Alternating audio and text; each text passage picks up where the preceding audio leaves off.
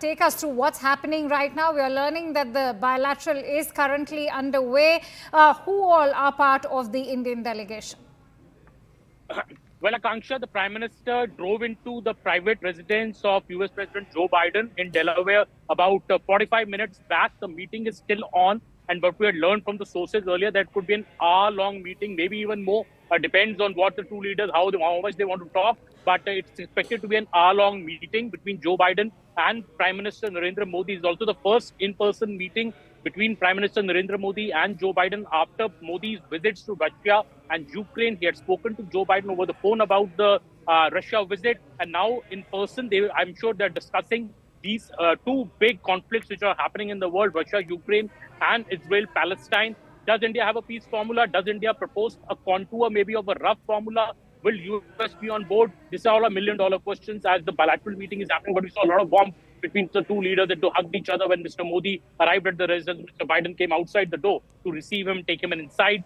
Once this bilateral meeting is over, all the four leaders will be going to a different venue nearby where the Quad meeting will start. The Quad meeting, the Japanese Prime Minister, the Australian Prime Minister are already here. The Quad meeting is also expected to be an extensive affair. It could be a 2-hour, 3-hour meeting depending on the agenda. How much is on the agenda? A lot is expected to be on the agenda. A lot of cooperation in surveillance, security, other aspects are going to be discussed. Climate change is one major issue. We have this moonshot cancer event later after the Quad meeting, in which Prime Minister Modi will be speaking at the Quad meeting, as well as the moonshot event. Prime Minister will be giving his brief remarks. So both would be important meetings. Quads leader summit final declaration expected sometime later, late in the night today. Once that, it may take time. Last time also, I remember it took a lot of time for the final statement to come. But I think the bilateral meeting between US President Joe Biden and Narendra Modi, what was discussed there, once that becomes public from both sides, I think would be a solid takeaway from that. Because the Prime Minister, we are also looking, for example, what happened to the Predator drones deal, which India really is looking very keenly forward to this whole matter. So the Predator drones deal is in a way stuck.